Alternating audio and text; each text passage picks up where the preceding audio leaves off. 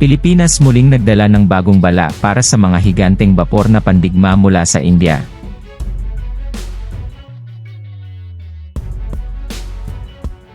Dumating sa Maynila, Pilipinas, ang mga barko ng Indian Navy na INS Delhi, INS Shakti at INS Kiltan, upang higit pang palakasin ang matagal ng pagkakaibigan at pagtutulungang maritime sa pagitan ng dalawang bansa.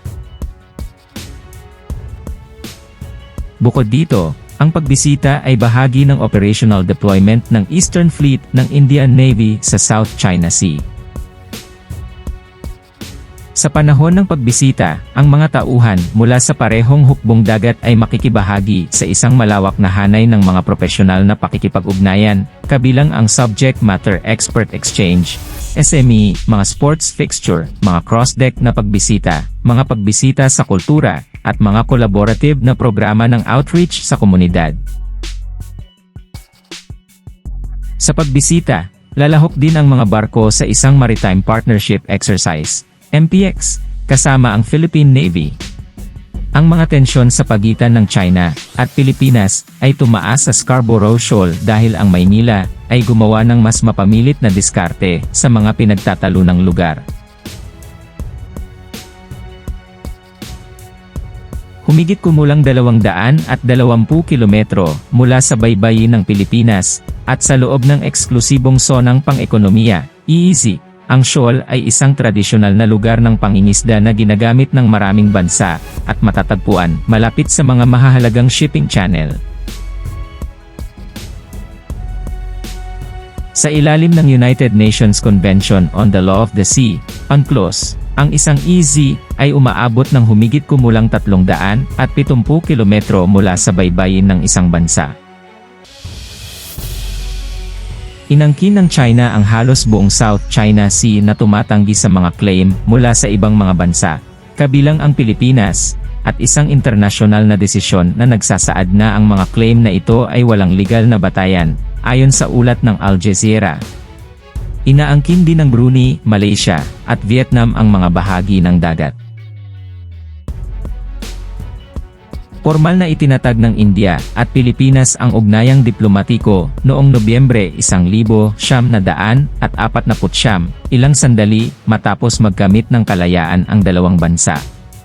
Ang relasyon sa pagitan ng dalawang bansa ay naging magiliw at tahimik. Regular na bumibisita sa Pilipinas ang mga barko ng Indian Navy at Coast Guard. Ang partisipasyon ng mga opisyal ng sandatahang lakas ng parehong bansa sa iba't ibang espesyal na kurso sa pagsasanay sa bawat isa na bansa, ay tumindi gaya ng pagbisita ng mga delegasyon ng National Defense College.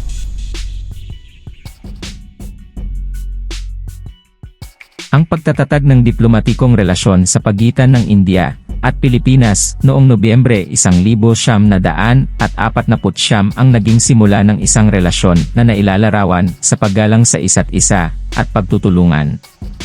Sa paglipas ng mga dekada, ang parehong mga bansa ay nakikibahagi sa iba't ibang anyo ng diplomatikong, ekonomiya, at kultural na pagpapalitan na nag-aambag sa isang multifaceted bilateral na relasyon. Sa mga nakalipas na taon, ang estratehikong partnership sa pagitan ng India at Pilipinas ay nakakita ng mga makabuluhang pag-unlad, partikular sa pakikipagtulungan sa depensa at seguridad. Ang mga regular na pagbisita ng mga barko ng Indian Navy at Coast Guard sa mga daungan ng Pilipinas ay sumasalamin sa dimensyon ng maritime ng kanilang pagtutulungan.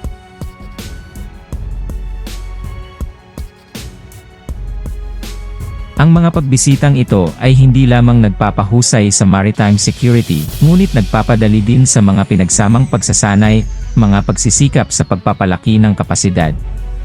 Higit pa rito, ang pagpapalitan ng mga opisyal para sa mga espesyal na kurso sa pagsasanay ay binibigyang diin ang pangako sa pagpapahusay ng mga profesional na kakayahan sa mga puwersa ng depensa.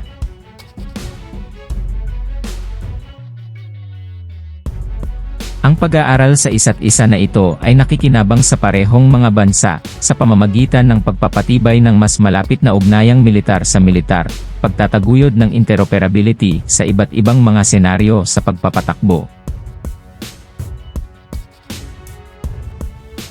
Bilang karagdagan sa pakikipagtulungan sa pagtatanggol, ang India at Pilipinas ay nakikibahagi rin sa mga pakikipagsosyo sa ekonomiya, mga pagpapalitan ng kultura, at pakikipagtulungan sa mga internasyonal na forum.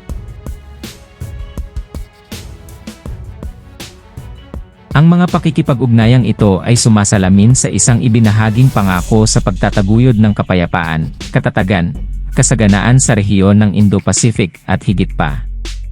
Sa pangkalahatan, ang magiliw at nakabubuo na ugnayan sa pagitan ng India at Pilipinas ay patuloy na umuunlad ng positibo na hinihimok ng magkabahaging interes at isang pangako sa mutual na pagtutulungan sa iba't ibang sektor.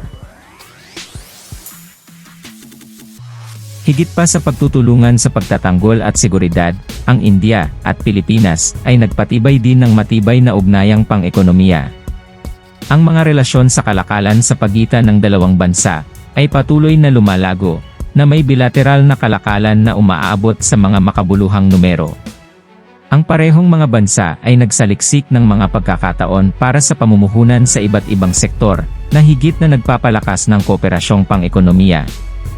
Ang mga palitan ng kultura ay may mahalagang papel sa pagpapahusay ng ugnayan ng mga tao sa pagitan ng India at Pilipinas.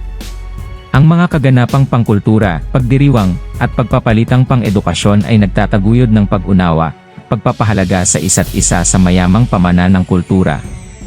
Nakakatulong ang mga pakikipag-ugnayang ito na bumuo ng mga tulay sa pagitan ng mga mamamayan ng parehong bansa, na nagpapatibay ng pangmatagalang pagkakaibigan at pakikipagtulungan sa magkakaibang larangan. Sa larangang diplomatiko, madalas na malapit na nagtutulungan ang India at Pilipinas sa mga panrehiyon at internasyonal na forum. Nagbabahagi sila ng mga karaniwang posisyon sa maraming pandaigdigang issue, kabilang ang pagbabago ng klima, napapanatiling pag-unlad, at pandaigdigang kapayapaan at seguridad.